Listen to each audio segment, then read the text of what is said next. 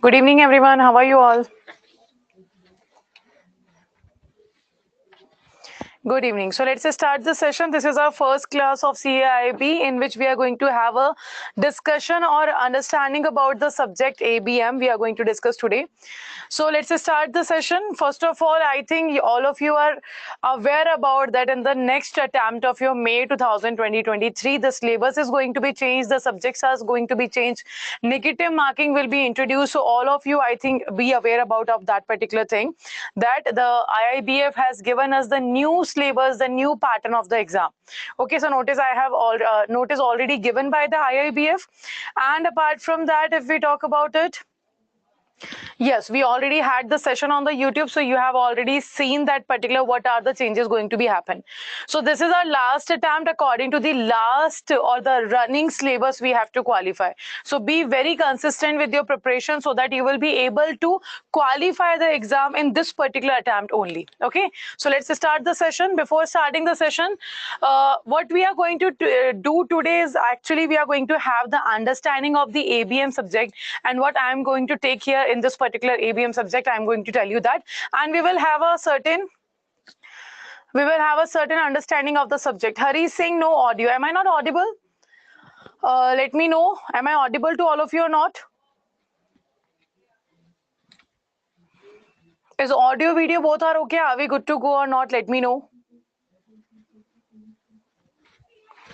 If you are not facing any kind of issue, then do write all okay. It is audible. Okay, so the Hari is saying that audio is not okay. So Hari, if you are able to listen me now, then do rejoin if you are having a still problem. If not, then rejoin the session. Rejoin the session. All okay. Okay, let's start. So first of all, these are your exam dates which we are talking about, that on 27th of November you are going to have your online paper of your advanced bank management, that is ABM. That is what I am going to take in this particular session. And second, on 4th of December you are going to have your exam of bank financial management. So these two subjects are your mandatory subjects. These two subjects are your mandatory subjects which are going to held on 27th or 4th of particular December. So this is the dates already given by the IIBF. Apart from that, on 10th of December, you will be having your exam of the what we can say the eliminatory subjects, that will be rural banking, retail banking, human resource management, information technology, risk management, central banking, all these subjects. Okay, so whatever subjects you decide to go with, that is exam will be going to happen on 10th of December. So this is your exam date. Now let's move to the particular understanding that how you will be able to pass this particular subject, or how you will be able to pass this particular exam. So first of all, the passing criteria is there. Minimum marks for pass is the subject are 50 out of 100. So out of 100, you should have 50 marks to pass a particular subject. If we talk about individual subject, in individual subject, you should have a 50 marks out of 100. Okay, and if we talk about that candidate securing at least 45 marks in each subject with an aggregate of 50% marks in all the subjects of examination in a single attempt will also be declared as having completed the examination. Now, what does it mean? Initially, if we talk about if you're giving an individual subject exam, then you need to score out of 150 marks. And if you are giving all the three papers together, or you are giving all the three papers in a single attempt, then you need to score 45 marks at least, or the 50% aggregate score out of the all the subjects. That is three subjects, 300 marks will be there. So you should have to qualify the particular single attempt with having 150 marks, and each subject should have 45 marks at least. This is the condition. What does this mean? It means, let's understand this very carefully, that if you are giving an individual subject, so in individual subject you should have 50 marks out of 100. Okay, let's say for example you have qualified ABM or BFM in the May attempt, and in November December attempt you are going to give only one exam and only one subject exam, then you have to qualify 50 out of 100. And if you are giving a single attempt in all the three subjects in the single attempt, then what you have to do, first of all, in each subject you should have at least 45 marks in each subject. Okay, in each subject 45 marks should be there. Clear? This is what we are talking about in single attempt. Okay. And the overall marks should be 50%. That will be 150 marks. That will be 150 marks. That will require overall score. Okay, so these are the two conditions. If you follow any of these conditions, then you will be able to qualify the particular CAIIB attempt. So this is the pattern of your passing criteria. Okay, now let's move to the PPT, and this is the passing criteria. Let's move to the another part, that is pattern of examination. What is the pattern of your exam? If we talk about pattern of exam, question paper will be containing 100 objective type multiple choice questions for 100 marks. It means one question will be of 1 mark, and one important thing is that there will be no negative marking. There is no negative marking, so you can easily attempt all the questions of your paper. So there will be no negative marking, and there will be 100 objective type multiple choice questions, and there will be 100 marks. Okay, and the question based on case studies and caselets. So you will find that there will be questions from the case study and caselets also. So 100 objective type multiple questions for 100 marks will be there, and that will be including the questions based on the case studies and the caseless. Apart from that, generally 60 to 65% thereby based, and 35 to 45% there will be a case study or problem solving or analytical or the logical exposition questions. So what we can say that simply in the general we are talking 60 to 65 questions will be based on the theory based. It means under the according to the conceptual understanding, you will have 60 to 65% of your paper, and the remaining 35 to 40% will be of your case study, will be problem solving, will be analytical, or will be logical exposure type of question which you have to score in the particular exam. So this is your pattern of exam. We have seen already that what is your passing criteria, and let's come to the particular subject which we are going to discuss today. So this is the first class of ABM, that is today we are only going to have the understanding of the subject, and the subject is advanced bank management, in which we are going to cover the module A. So what I am going to deal in this particular subject, advanced bank management, I am going to deal with your module A, that is related to the economics. Okay, that is related to the economics. So the economics part of your subject will be dealing by me. Okay, so let's start. First of all, let's understand what is the subject is and what we have to study in this particular subject. So first of all, you can see economic analysis, the fundamental of economics, scarcity and efficiency, microeconomics and macroeconomics. In brief, you have to cover types of economics, you have to cover market, command and mixed economies, we have to cover. Then macroeconomics, we have to cover business cycle, money and banking, the unemployment part, the inflation part, the interest rate determination, and various types of interest rates we have to cover. Now, Indian economy, we have to cover the overview of Indian economy, including the recent reforms, the recent developments happened in the Indian economy. Apart from that, we have to cover the interaction between the fiscal, monetary, and exchange rate policy in India. So we know there are three types of policies. First is monetary policy, which is formulated by RBI. Fiscal policy will be there, formulated by Government of India, and foreign exchange policy will be there, which is actually made by or created by the DGFT, Director General of Foreign Trade, mainly govern the foreign trade policy, or we can say the exchange rate policy. So then we have to cover the financial market. There are four types of mainly financial market. We have money market, capital market, forex market, and debt market. So we have to cover here the money market, the capital market, the foreign exchange market. We have to cover all these three types of market. Apart from that, the globalization of economy we have to cover. Now, the globalization happened in the year 1991. I think you all have heard about the LPG policy. Yes or no? Let me know you all have heard about the LPG policy or not. What is the full form of LPG? Let me know. Yes, everyone has heard about it. Okay. So what is actually the full form of LPG? What is LPG?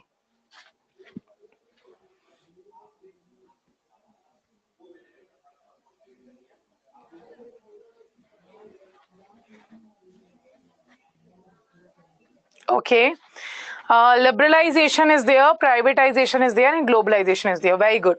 So LPG stands for liberalization, privatization, and globalization. Okay, that is your LPG. And it was introduced in the year 1991 by the finance minister of our country, Dr. Manmohan Singh, and at that time we had the prime minister, Mr. P. Narasimha Rao. Okay, so that LPG policy has introduced the globalization in the economy, which started linking the Indian economy with world economies, and that's the global economy which made the India an open economy. And its impact we have to study, then the challenges ahead, banking and finance, then the current issues we have to cover.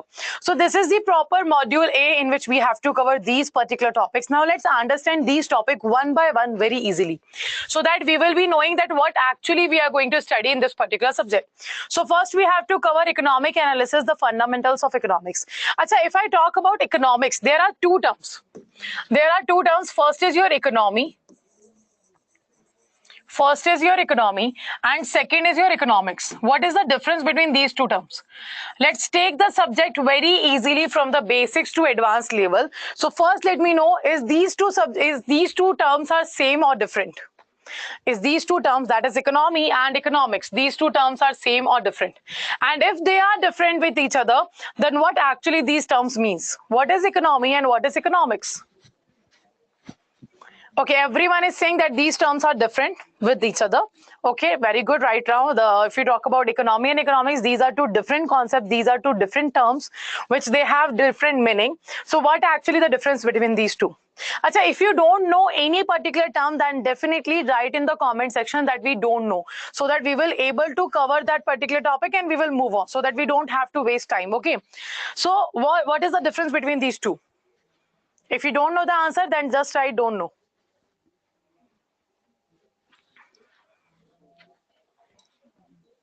It's a very basic concept. Achha, if we talk about economics, economics is not a kind of subject which you can mug up the concepts. Okay, you can't mug up the concepts. You have to have a conceptual understanding. Without understanding the concepts, without understanding the topics, you will not be able to answer the questions. So do remember these things. Don't try to mug up the concepts of economics. Do try to have a conceptual understanding. Then only we will be better in the economics, or we will be better in the module A of our subject. Okay, so everyone is saying don't know. Akriti is saying economics is the study of economy. Very good, Akriti. That's a very basic thing which we should, or all of you should know that. And I think all of you know that economics is the study of economy. Economy is studied in economics. Very good. Who said this? Shashi said that. Okay, very good, Shashi. So see, when we talk about economics, where we have heard this subject, where we have heard about this particular term. Economics, we have studied as a subject in the school, yes or no? All of us has studied economics as a subject in a school. It means economics is a subject. And what we are doing in a subject, we are studying something in the subject. So we can say economics is the study of what? It is the study of economy. When you study the economy, that will be known as your economics. Okay, when you study economy, that will be known as your economics. Clear?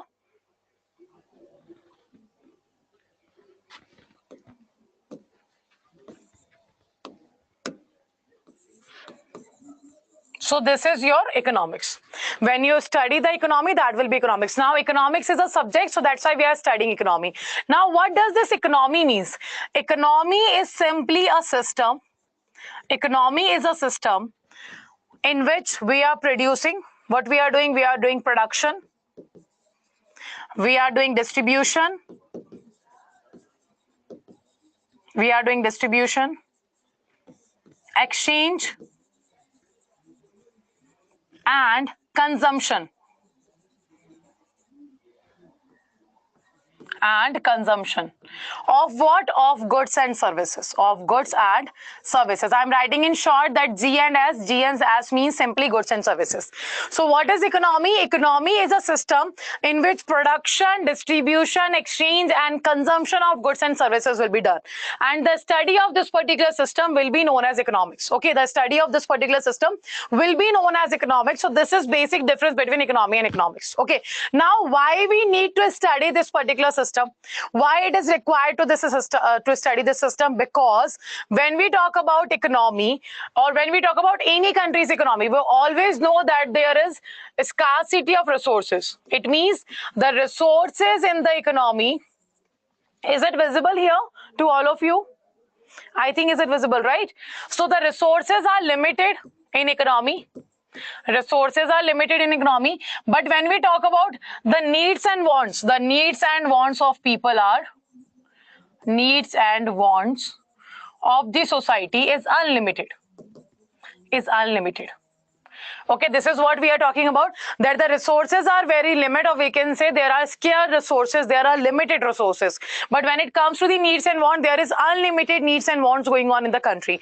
So now what we have to do, we have to allocate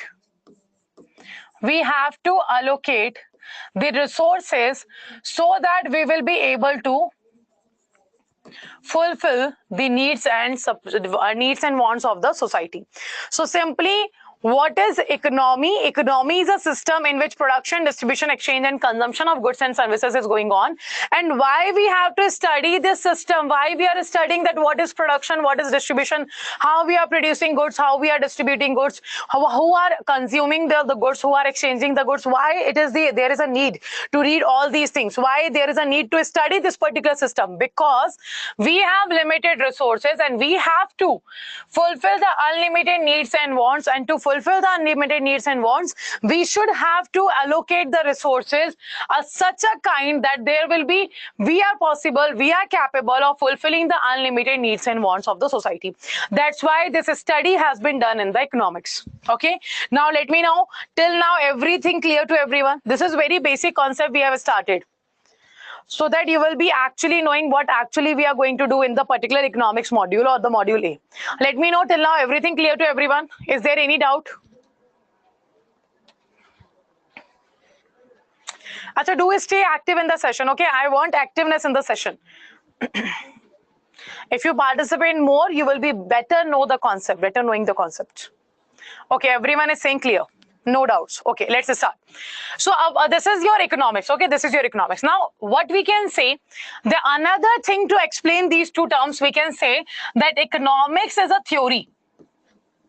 What is economics? Economics is a theory. Economics is a subject now in which we study the theories, the principle, or etc. other things. So economics is a subject in which a certain theory has been given. So when you use this theory in the practical life, okay, when you use theory in the practical life, that will be known as economy. When you are using this particular practical life, what you are doing this in the practical life, you are using this particular theory. When you use this particular theory in the practical life, in the daily life, then that will be known as economy. So there are two ways to explain these two terms. First is that economy, the study of economy is known as economics, and the economy is a system in which production, distribution, exchange, and consumption of goods and services is going on. Second, you can say that the economics is a theory, and when we use these theories, when we use these principles in the practical life, that will be known as economy. That will be known as economy. Okay. Now let me know clear till now. There are two ways to explain these two terms. Achha, let's understand this way with a very basic example. So we know there is unlimited needs and wants, and there is a very limited resources, or there is very scarcity of resources. So you have heard about a certain principle, that is maximum utilization of minimum resources. Yes or no? Every time we study economy, we study always that do the maximum utilization of minimum resources, so that you will be able to fulfill the needs and wants of the society, and you will be able to maintain the resources. You will be able to fulfill the needs of the future generation also. So this is what economics is all about. This is what economics is. Okay, so the concept, the principle is that maximum utilization of minimum resources should be there, so that you will be using the minimum resources, but you are fulfilling the maximum needs and wants of the society. So this is the theory which is given under the economics. But when we are using this theory in the practical life, that will be economy. Clear? The second way of explaining economy and economics is clear to everyone? Yes, okay. Now let's move the another part, that when we talk about economics, okay, when we talk about economics, economics is divided into two parts. We have microeconomics and we have macroeconomics. Micro and macroeconomics. So when we talk about microeconomics always talk about the individual. So when you do the study of economy as an individual unit or company or person or certain organization, that will be known as microeconomics. So microeconomics simply means a study of individual. It can be individual unit, it can be individual firm, it can be individual entity or organization, it can be anything. So when you study the economy as an individual, that will be micro. And when you study economy as a whole, or we can say aggregate, then it will be known as your macroeconomics. Let's say in the class we have 80 students. Okay, we have 80 students. Out of 80 students, let's say we are talking about the needs and wants of a Pratik. Okay, so when we talk about there is 80 students in the class and we are only talking about the needs and wants of the Pratik, that will be the microeconomy or macroeconomics. It's the example of which type of economics, micro or macro?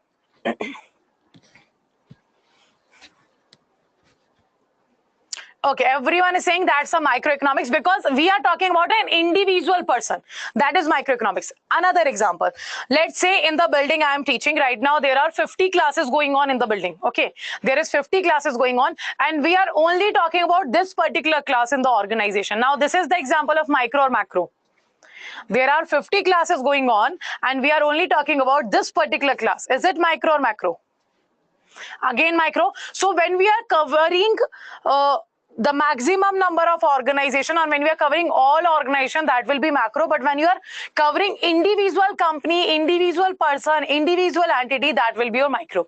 Achha, if we talk about all the 80 students needs and wants in the class, that will be macro. If we talk about all the 50 classes in the organization, that will be macroeconomics. Okay, so the microeconomics talks about the price theory. It talks about the price theory. And the macroeconomics talks about the income theory. It talks about income theory. Is it clear? Now, why we are saying that micro talks about price and macro talks about income? Because micro theory, or we can say microeconomics, talks about the individual person. Now, why we are saying that it is talking about the individual person? Because it studies the individual person's need and want. So when you are studying the individual person, then you will be able to know that at what price the people are capable of purchasing the goods and services. Let's say there are two people. There is Poonam and me. Okay, there is Poonam and Amanjo. There are two people. So if I talk about myself, I belong to BPL family, let's say. And there is a Poonam, which she belongs to a, let's say, for example, higher class family. So we two people are there and we both want rice. Okay, that's a basic need of a person. So we both want rice. So is it possible that Poonam and I both are purchasing the rice at the same price? If the Poonam is purchasing rice of 100 rupees per kg, will I be capable of purchasing the same amount of rice? I belong to BPL family. I will be capable of purchasing 100 rupees per kg rice. It is not possible. Nah? So we have to study the individual person. After studying the individual person, we get the price theory, that at what price which person is capable of buying the goods and services, or at what price you will be able to fulfill the needs and wants of the people. So that's why microeconomics told about us the price theory. And why macroeconomics talks about the economic income theory? Because we talk about whole economy. We talk about the aggregate economy. It means simply that in macroeconomics, you are covering all the companies of the country. You are covering all the individuals of the country. That's why you will get the national income with the help of macroeconomy. So that's why we are saying it is the study of whole or the study of aggregate. Okay. Now, this difference has been given by, sorry. So the difference between or the types of economics has been given by Mr. Ragnar Fritz. Okay, in the year 1933. So in the year 1933, he has divided the economics into two parts, that is micro and macro. Achha, let me ask you a very basic question of economics. A very basic question, that is, who is the father of economics? Who is the father of economics? That's a very basic question. I think you all should know that. The father of economics. Right, Adam Smith. Mr. Adam Smith is the father of economics. Okay, he's known as the father of economics. So when we talk about the microeconomics, Mr. Adam Smith is known as the father of microeconomics also. So Mr. Adam Smith is known as the father of economics, and microeconomics is also the Mr. Adam Smith. But when we talk about macroeconomics, the macroeconomics father is Mr. J.M. Keynes. Mr. J.M. Keynes is the father of macroeconomics. Okay, he is the father of macroeconomics. And he has given us the definition of national income. Mr. J.M. Keynes has given us the definition of national income. Okay, now let me know, till now everything is clear to everyone. Is it clear to everyone? Should I erase this? Should we move on? Is there any doubt? No. Okay, clear to all. Now let's move to the another session. This is the basic what we have talked about till now. Let's move to the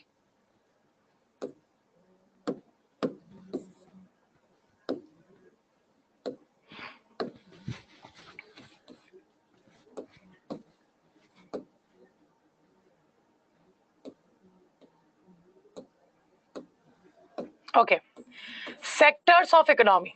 Sectors of economy. Let's talk about the sectors of economy. Acha, how many sectors of economy are there? How many sectors of economy are there? 2, 3, 4, 5 or whatever. Akriti is saying 4. Prakash is saying 3. Anjana is saying 3. Okay, what about rest?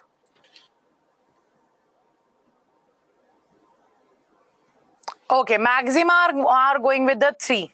Very good. So there are 3 sectors in the economy. First, we have primary sector, which is also known as your agriculture sector. It is also known as agriculture sector. Primary, that is also known as agriculture sector. Then we have secondary sector. Secondary we have. Secondary is also known as your manufacturing sector or industrial sector. Industrial sector. Then we have tertiary sector. Then we have tertiary sector. Tertiary sector is also known as service sector. Service sector. So these are the 3 sectors of economy: primary, secondary and tertiary sector. Acha, who divided the economy into these 3 categories? Who has divided the sectors of economy in 3 categories?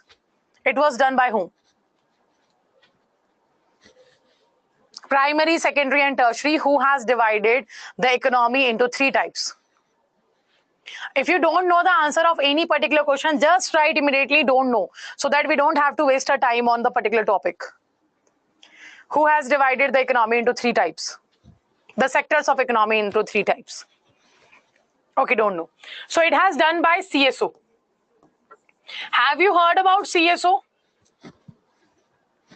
CSO, Central Statistical Office. So what is CSO? CSO is Central Statistical Office. It's used to work under the Ministry of Statistics and Program Implementation. Okay, CSO used to work under the Ministry of Statistics and Program Implementation. Why I'm using the term used to? Is it now not working under the Ministry of Statistics and Program Implementation? Why I'm using the word used to? See, the reason behind it is, in the year 2019,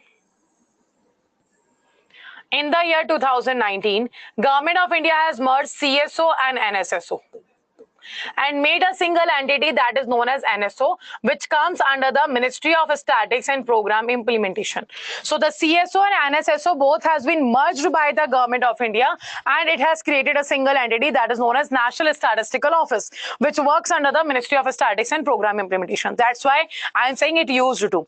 So what used to happen, the first calculation of national income was done by Dadabhai Naoroji. After that, the first legal attempt or the first official attempt to calculate the national income was done by Government of India, by the Ministry of Finance after the independence. So in the year 1947, the first time we have started to calculate the national income. That was the first official attempt of our country. And to calculate the national income, we have created the National Income Committee in the year 1947. What happened? And that particular committee has given us the report of 1948-49 financial year in the year 1951. Okay, so the committee, the National Income Committee, gave us the report of the national income. of the financial year 1948-49 in the year 1951. So what happened in 1951? Government of India, Ministry of Finance has decided that now we have created CSO, Central Statistical Office. It has established in the year 1951.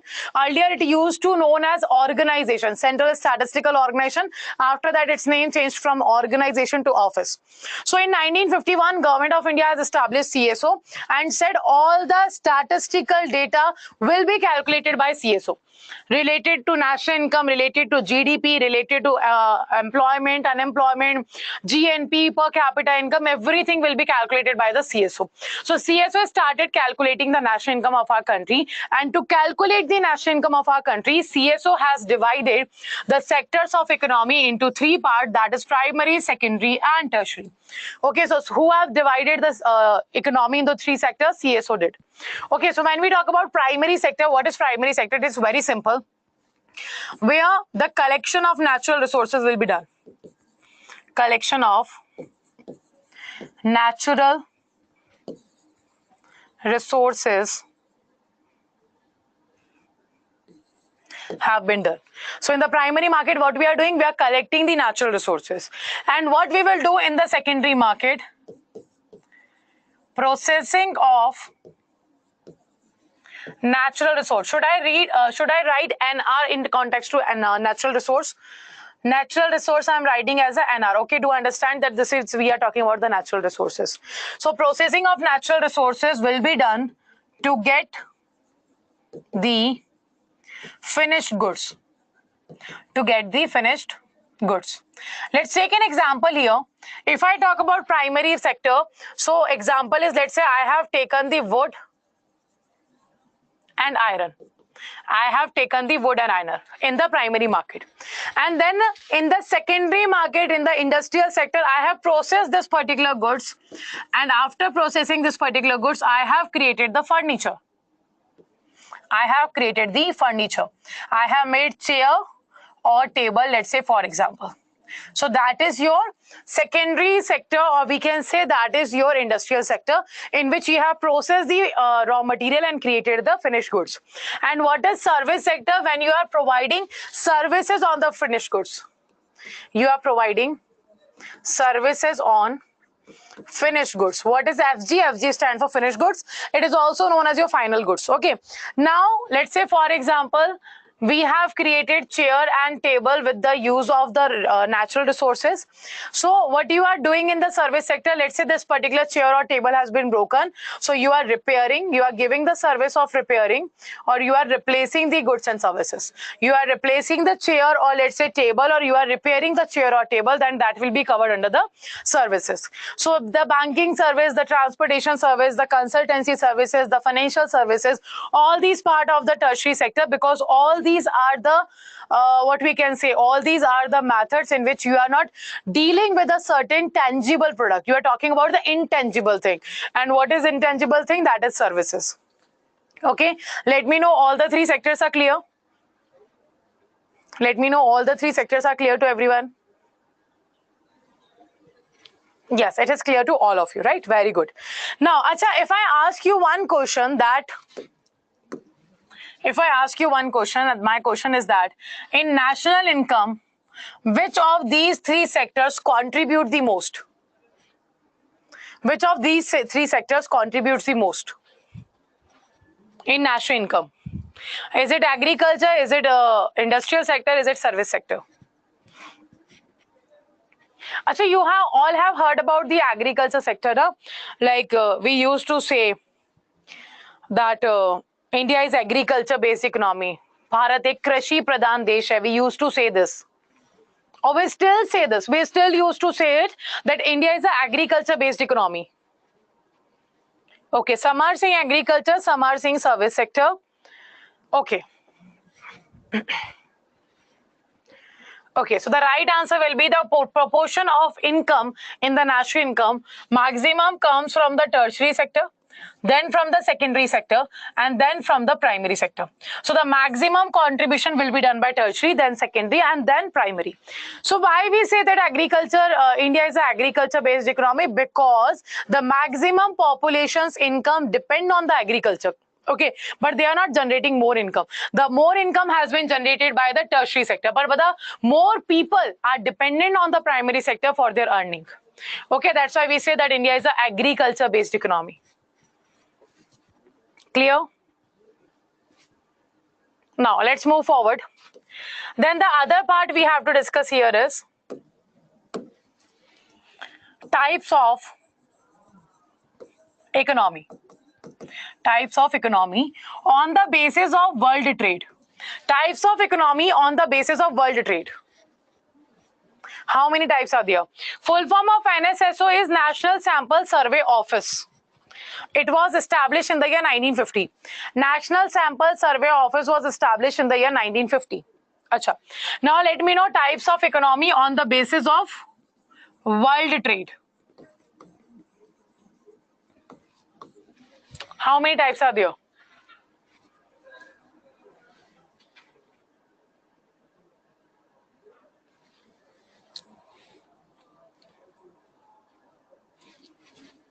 Three types. What are the names?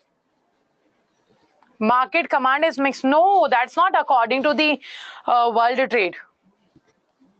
That is different. There are two types. First is open economy. Second is closed economy. Open economy and closed economy. Okay, open and closed is the right answer.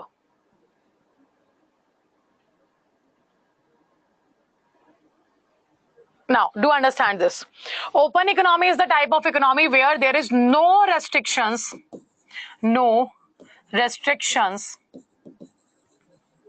on foreign trade by government, or we can say no restrictions imposed. We can say no restrictions imposed on foreign trade by government. That will be known as open economy. It means exports and imports are allowed.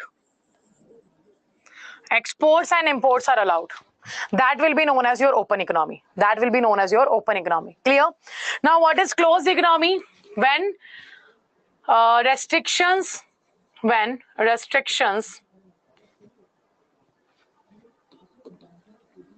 has been imposed on foreign trade. I am writing foreign trade as a FT, okay, by government. So when there is restriction imposed by government of India on the foreign trade, that will be known as your closed economy. It means you can't do export and import in the closed economy. So what is export? Export means selling goods to abroad. What is import? Import means purchasing goods from abroad. So when you are purchasing goods from abroad, that will be import. And when you are selling your goods to abroad, that will be export. Okay. So this is the types of economy according to the world trade. So what is the type of Indian economy? What is the type of Indian economy? Is it open or is it closed? What is the type of Indian economy on the basis of world trade? Very good. It is open economy. Okay, India is open economy, and when India became open economy in the year 1991, when we have introduced the liberalization, privatization, and globalization. So because of the globalization process, Indian economy has become open economy. Acha, is there any country in the world which is right now the, what we can say, closed economy? Is there any country in the world which is closed economy right now?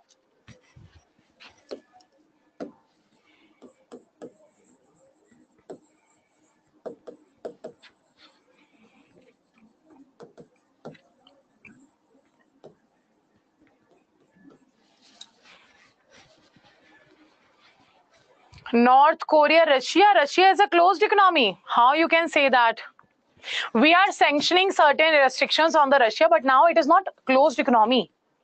Closed economy is the type of economy where there is no export and import is going on.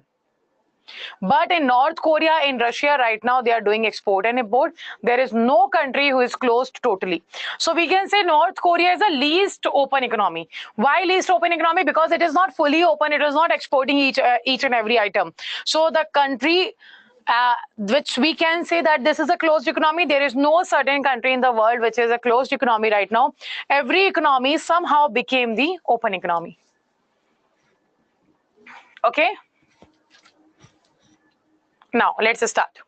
So the type of economic system, what are the different types of economic system? Now this will be the answer which you were saying, that is capitalistic economy, then the socialistic economy, then the mixed economy. Then we have mixed economy. Okay, now what is the difference between capitalistic, socialistic and mixed? So when we talk about capitalistic economy, this is the type of economy which is run by the private industrialist. Capitalistic economy is run by the private industrialist.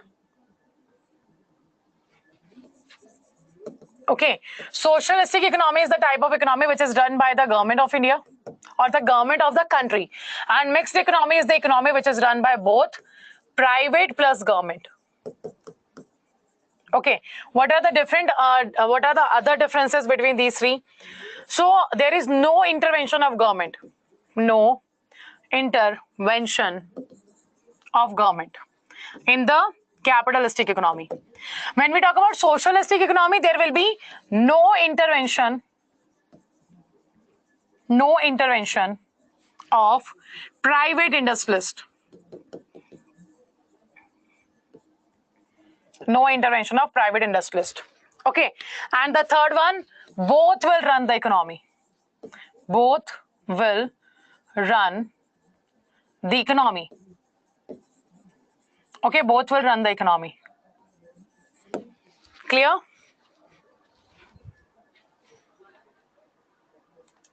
Now, if we talk about capitalistic economy, its main motto is to profit maximization. Motto is profit maximization. The motto of socialistic economy is social welfare. Motto is social welfare. And in the mixed economy, motto will be both the profit maximization and the social welfare. Both will be there. Okay. Acha, now let me know what type of Indian economy is it. Is it capitalistic economy? Is it socialistic economy? Or is it mixed economy?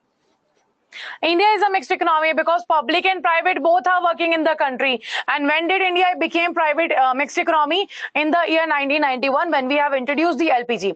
Liberalization, privatization, globalization. So privatization made our economy mixed. Who made our economy mixed economy? Privatization made. Okay, so right answer will be mixed economy.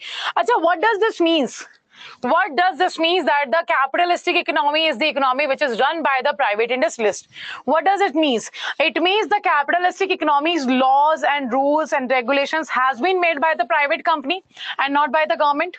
Let's say, for example, if India is a capitalistic economy, let's take an example that if India is a capitalistic economy, it doesn't mean that Mr. Ambani, Mr. Tata is going to make the law of our country. What does this particular term means? That the private industrialists are running the economy. What does it means? If you don't know the answer, just write don't know. But let me know immediately so that we will be able to cover the introduction of the subject.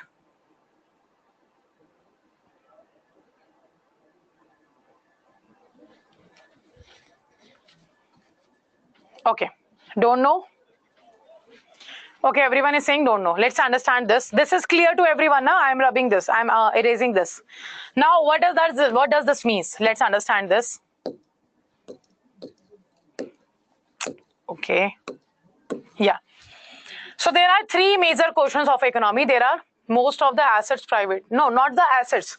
There are three major questions. First, second, and third. What to produce, how to produce, for whom produce. These three questions are the major question of the economy. What to produce, how to produce, and for whom to produce.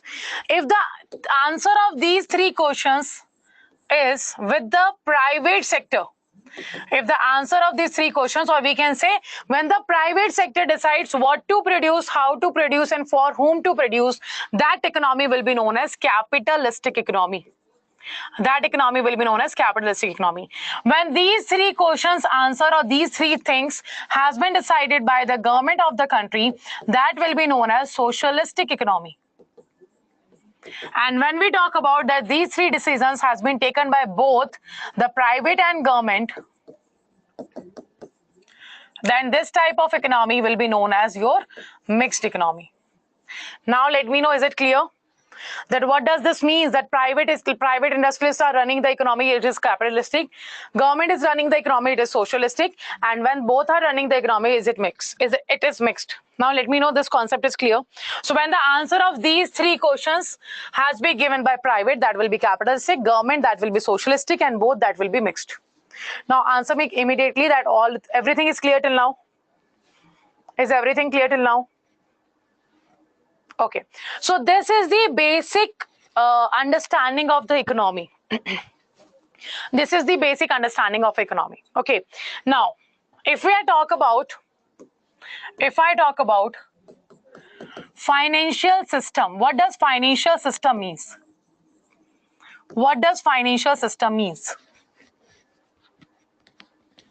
Let me know, what does financial system means? What is financial system?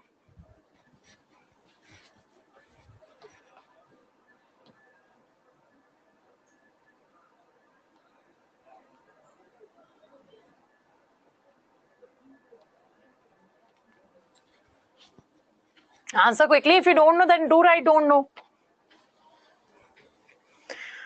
The system where money is involved. Okay.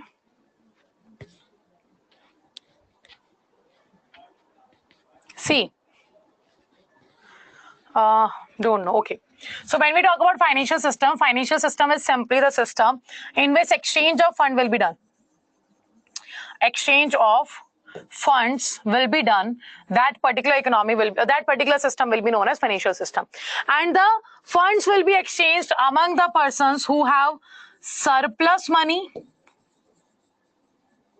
to the persons who have deficit of money. Deficit of money.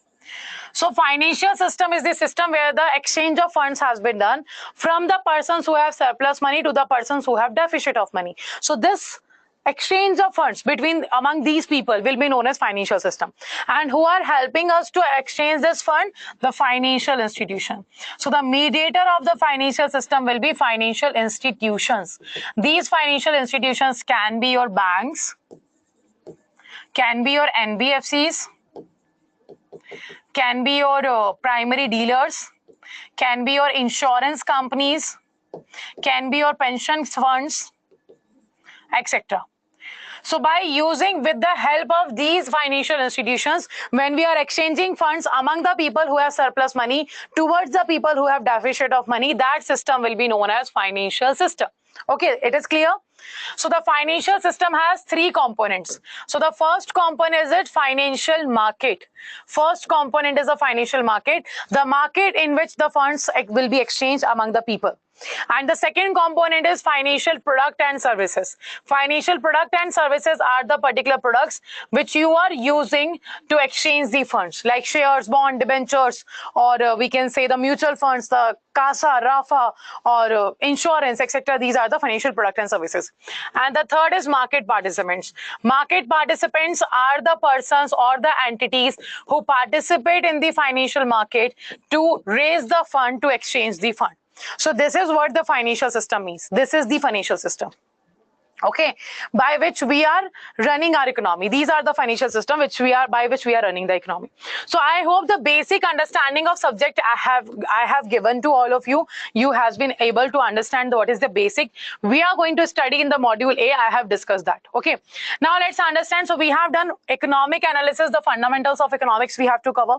Then the scarcity and efficiency. Scarcity means the what we can say, there is limited resources. We don't have the unlimited sources. That is a scarcity, like having something less in the quantity. Then microeconomics we have to cover, macroeconomics we have to cover in brief, which we have done today, but in detail we are going to study that again. Types of economies we have discussed. What are the different types of economies are there? Types of market we have to discuss. Achha, you have heard about the monopoly market? Have you heard about monopoly market? What does the monopoly market means? What is monopoly market? What does it mean? There will be one buyer or one seller or few buyer or few sellers or many buyer of many sellers. What is the condition of the monopoly market?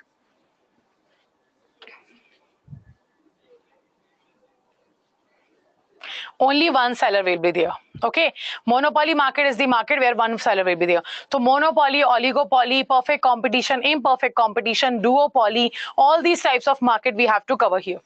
Achha, what is the difference between marketplace and market space? What is the difference between these two? Marketplace and market space.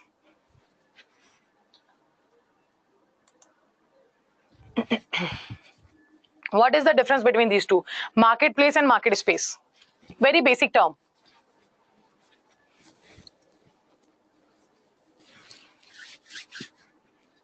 Let me know.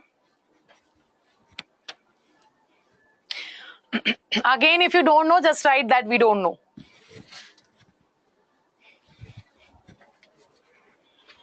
Okay, don't know.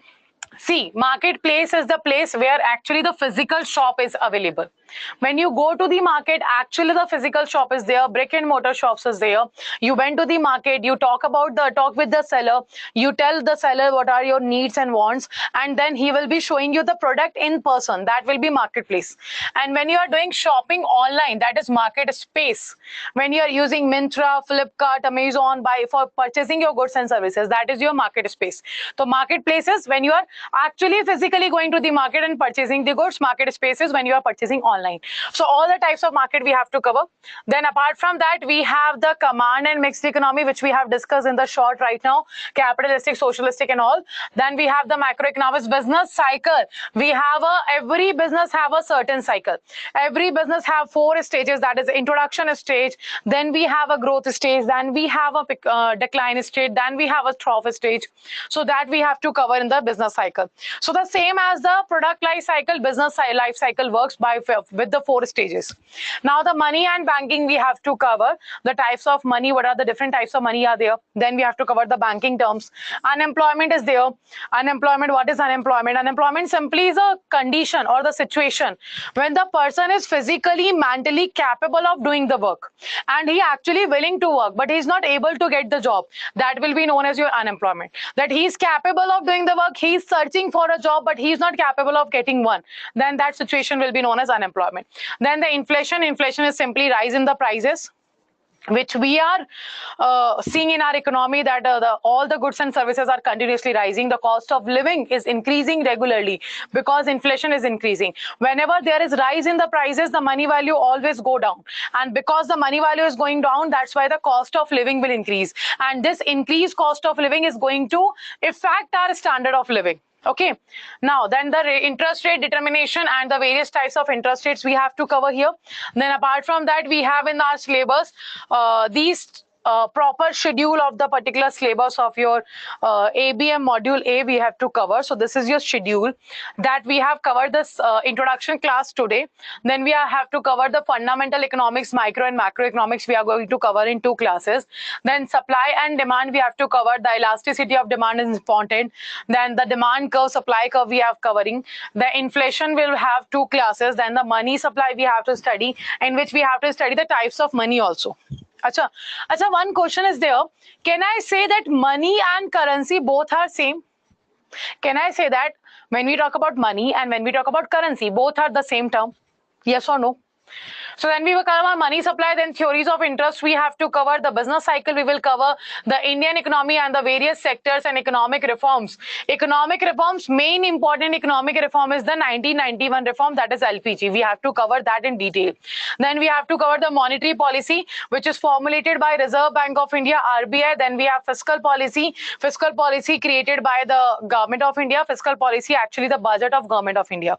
Okay, that is fiscal policy we have to cover. Then the GDP concept, the national income, the per capita income, the NDP, the NNP, all the aggregates of national income we have to cover here. Then budget and challenges faced by Indian economy we have to cover. So the recent budget, the current budget we have to cover, because the next budget is going to be introduced on the 1st of February 2023. So we have to cover the 2022-2023 budget. Okay, that will we have to cover, and what are the changes Indian economy is facing, or sorry, not the changes, challenges when Indian economy is facing, which we have to cover. So this is your whole syllabus. Everyone is saying no. Money and currency both are two different concepts. Everyone is saying that. Okay, correct. Money can be something, money can be anything which can be exchanged, or which becomes the medium of exchange. Okay, whenever you want to purchase something. So money is something which is used as a medium of exchange to purchase goods and services and for the repayment of loan. So anything which you are using as a medium of exchange to get the goods and services or to repay your loan to the bank, that will be your money. But currency specifically denotes the particular unit of that particular country, that which is used by the country for the circulation of money or for the medium of money. Okay, that will be your currency. Like Indian currency, US dollar currency, dollar is a currency, peso is a currency, yuan is a currency, renminbi is a currency. Apart from that, we have yen is a currency. So currency denotes the particular country's medium of exchange. Okay, but the money can be anything. Money can be share, money can be gold, money can be commodity, money can be bond, money can be your commercial paper, your certificate of deposit, your check, your demand draft, anything can be your money. Okay, so this is the syllabus which we are going to cover in the ABM subject. So this is what we have discussed today. I hope the understanding of the economics module of ABM, or the A module of your ABM, is clear to all. So let me know how was today's class. Is there any doubt about the particular subject we are going to cover?